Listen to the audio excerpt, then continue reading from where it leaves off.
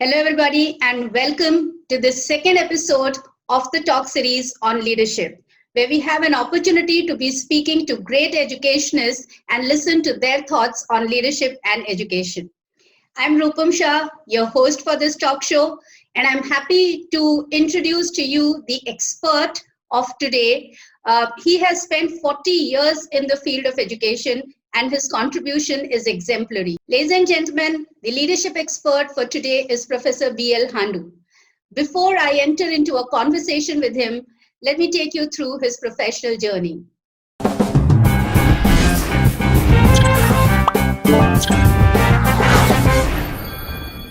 Professor B.L. Handoo is an educational innovator. He is currently the managing director of IECS. He has been awarded a doctorate in educational psychology by a university in USA.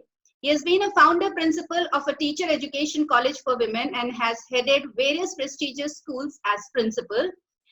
He has conducted workshops for over 60,000 teachers and mentored over 5,000 school leaders. He has been a recipient of scores of awards, including the Distinguished Educationist Award given to him by Professor Yashpal. Hello, sir, and welcome to this episode of Leadership Talk. And I just want to, start with that you've been one person who has really brought in a change in my own journey as an educationist. That was the beginning of my journey, and I met you, and I'm so blessed to have met you at that point in time. You say you've spent 40 years in the field of education. And so there is a long span that you have seen education changing and growing over the years. Do you think there is something which you miss in today's education world which you used to be relishing earlier? A lot of it. A lot of it. 40 or 50 years back, I could see that we all had a passion. Mm-hmm. We all had a commitment. We all were eager to learn, a desire to grow professionally. And there was joy in the work. Yeah. We were not working only for our salaries, but the joy that it gave us, the satisfaction on the faces of our students, the smile that we got from our principals or from our managements. All this I don't see today. I see it missing. I see that's why perhaps now we are thinking of bringing in the happiness curriculum, yes, the happiness back into the system. We are advising our principals to be passionate about what they are doing, to give themselves totally to it. So that's what I miss nowadays. So why do you think this happiness quotient has actually gone? What could be the probable reasons behind it? Changing times. See, I moved 5 centuries in the field of education. 5 decades, not 5 centuries, I'm sorry. And you can see the transformation that has occurred in the society. Things have changed. And it's not only that they have changed, the rapidity with which they have changed. Yeah. The dynamics of the society, the demography of the society, the social ethos, the social relationships. And then education in those good old days. I'm thinking of when I joined first my college, the degree college. It was 1st July 1965. It was a missionary organization which was working for upliftment of women. And it was precisely meant for educating women, more and more women. Mm-hmm. And today I find more and more commercialization in education. So when you bring in that commercial aspect, I have nothing against it. But then commercialization alone will not help education to transform society. I do believe even today that the only instrument that we have of social change, slow, gradual, but certain, is education. Absolutely. That's the basic reason. Absolutely. Great, sir. So, I know that you've been on the board of management for many different schools, and you would have seen so many different schools and their functioning. So do you think, sir, that the managements are facing challenges, major challenges, which are across the schools? And what are those challenges, and how do you propose to meet those challenges? You're right. Each school or each organization has its own challenges, depending upon its resources, its infrastructure, its clientele, the community of parents, its students and teachers. But some common challenges that they face: number one, is paucity of good teachers. Mm-hmm. This is almost all across through the boards. Number two, they seem to be in a corner, to be honest with you. So many government regulations coming in one after another. The statutory regulations, then the affiliatory regulations, then all kinds of laws, then court cases. I haven't had a court case during my tenure of service ever, which has been more than 40 years. And I go to an institute and the management is spending 2 hours discussing how they will present themselves in these court cases. Right. The labor unions, the trade unionism, this is affecting. Plus, the resources are drying up. Mm-hmm. With the enhancement in salaries, the 7th pay commission, and every school every management trying its best to bring up its resources so that they could meet the requirements of the staff as per the affiliation norms. But then they are finding that they are not in a position to do it because the parents agitate, the parents become sometimes volatile, and lots of things are happening. Right. And as a consequence, the managements are being blamed unnecessarily. I think we need to be more friendly towards the managements. I would advise, if it's possible, and the government will be listening to this conversation between you and me, they need to liberate the schools from the clutches of government autonomy and the inspection raj. It's very, very unfortunate. We do know that 70% of education is being managed by the private sector in India. Yes. And these boards are doing all of them, whether they are owners or whether they are societies, they are trusts, they are doing wonderful job. Mm-hmm. True, sir. True. Sir, you mentioned that the one of the biggest challenge which the management is facing is the paucity of good teachers. And you've been a founder principal of Teacher Education College yourself. Also, that national education policy has brought in a lot of reforms in teacher education. Right. So, in this light, sir, what do you think should be done as a very practical thing to be implemented, wherein we will be able to produce more teachers, better teachers, those who are able to cater to the 21st century skills?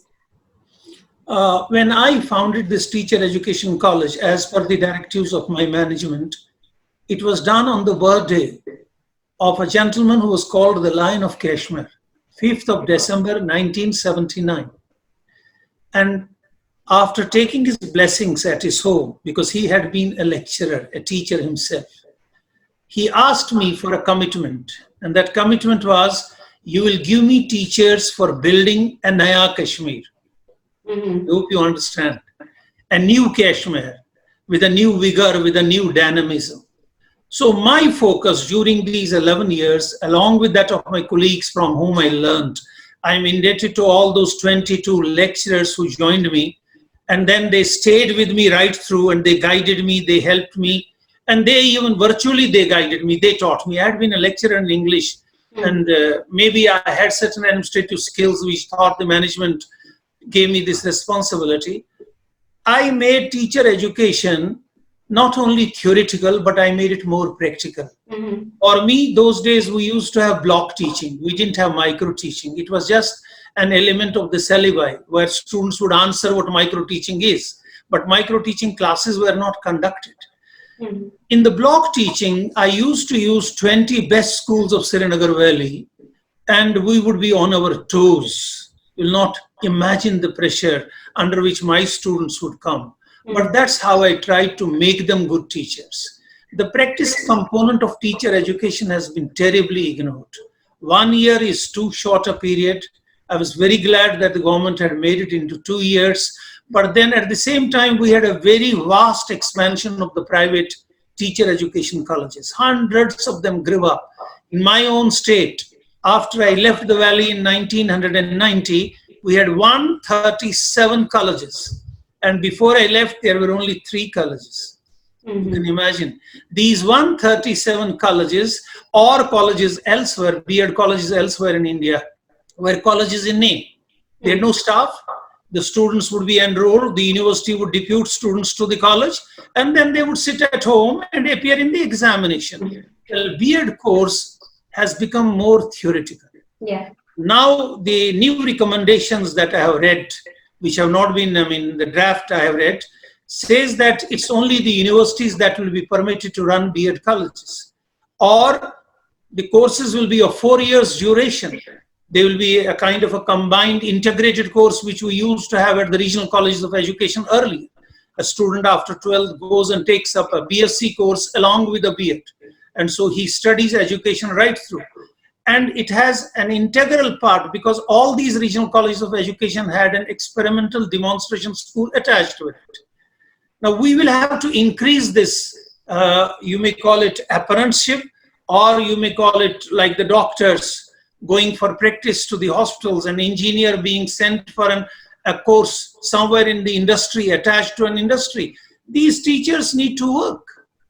You can imagine B.Eds, even M.Eds coming today, do not know what are the principles on which a timetable needs to be made. They are not aware as to why we need to have co-curricular activities in a school. They see them as an extra part. Even today they call it extracurricular. Correct. So I suggest that we must go ahead. I wish them best of luck. We must introduce a course which is definitely updated, and the practical component of the course where the teachers of the B.Ed colleges are attached to schools, where they learn every aspect of the schooling, every aspect of schoolwork, maintenance of a register, writing of award rules, evaluation of answer books. I mean, these things should become integral with B.Ed. Absolutely. So what you're suggesting is that this should be something which should be pursued as a subject. A 4-year course is something which is more suggested for them so that they learn every aspect of it. And after that, an internship, especially in schools which are having the right policies, the right kind of environment where the teachers can learn the right skills. So these are the two things which you're proposing. Absolutely. And it's not necessary that these teachers go to only one school. If the training is for 4 months or for 3 months, they could spend 15 days in school. Correct. And so naturally they are conversant with practices. You see, this time I'm very close with schools in Srinagar, 2 of them, especially the Green Valley and the Delhi Public School. I was very glad when I saw that the chairman is sending, both the chairmen are deputing their teachers to various schools in Delhi and elsewhere. And they keep on sending them, and they say, "Sir, Professor Handoo, this has brought a lot of learning in them." When they see colleagues of their own age who have studied with them, and some of them they know when they see them working. The good practices of these schools are being carried back and are getting multiplied. So that would be a wonderful phenomenon. Absolutely, sir. I think this will really help. So there's one more concern, because you've been training the school leaders also since many years now, and you would be knowing what are the challenges. And like we have the teacher education, do you think we should also have formal courses and properly designed courses which the school leaders should also take? That should be an eligibility for any school leader to become a school leader, and that should be done by the university. And that should be the mandatory requirement. So what do you think about that? Definitely. I'll take you back about 10 years back. I read an article I think it was in the Hindustan Times. The article said that we have a wonderful teacher who has been teaching in the school for 35 years. And now that he's loved by everybody, the teachers, the management, the society respects him. And one day, because the principal's post is vacant, we decide to put him in that chair. He weeps for a day because he doesn't know what he is required to be doing. He loved his teaching, but he doesn't get an opportunity to teach much now. So we have deprived the children of the services of a wonderful teacher. And at the same time, we have put a man in a position about which he was never trained, nor does he know anything. Absolutely. It's really unfortunate. You know that we'll be conducting our 75th workshop for principals now. So you can multiply 75 by minimum 40. Sometimes we had 50 and 60 also. Minimum number. You can see the number of principals with whom I have interacted. Not only during the workshops, during the presentations, but at a personal level. Even after they would go back, I would stay in touch. I would give them some assignments or talk to them and try to see where they are going and where they are heading. I have seen that a majority of these principals are principals by virtue of the position that they are holding. People follow them because they have to follow them. They have to collect their salaries, otherwise they won't be paid. None of them has gone to the second or the third level where a principal could build up relationships, could build up trust, could bring in synergy, could collaborate. I mean, unfortunately, majority of my friends around me where I live or where you live, I'm sorry to use that word for my colleagues. I love them all, but they are showmen. I haven't seen them as principals. I have seen them as event management experts. They are wonderful at doing that. And they have other qualities. I would like a principal to leave behind a legacy, like Mr. Kapoor, like Deen Dayal. Can they do that? Would they like to be remembered even after their death? Perhaps they don't think of that. Absolutely. I mean, that's where they need a training in humility. They need a training in developing their patience. They need a training in realizing that their basic role and responsibility is student learning. Only and only student learning. That their basic responsibility is that the parent and he have to coordinate their efforts for the betterment of the child. That we are not on the two people on the two sides of the table, and we aren't to be quarreling always. The parent may have a lot of sense in what he has to say. And he has become, he's an internet parent now. He's also a helicopter parent now. Before anything happens in the school, he's there. How he gets the information, we really are surprised. But then we have to accept these things as realities of life and grow with them.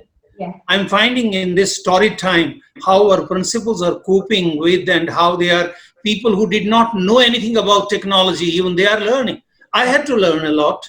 I had also to pick up a few things, and even then I feel I'm not fully equipped to conduct an online learning class. Now, these are some of the things that need to be a part of their training before they are chosen. I would suggest that all those who desire to be principals, or all those in whom the managements, the district education officers find the requisite talent, they should be deputed for these courses, and the institution should take up the responsibility of paying for this course. It may be a 1-year course or a 2-year course. It may be an online course. It could be a part-time course, whatever the course. It should bring about those modifications in him and make him aware of his responsibilities. Absolutely. And then only he can do that. Sure, sir. So, sir, what you're suggesting is that people should be moving away from a formal or a positional leadership to more collegial leadership, to more democratic leadership, wherein there is involvement, and rather I would say more distributed leadership.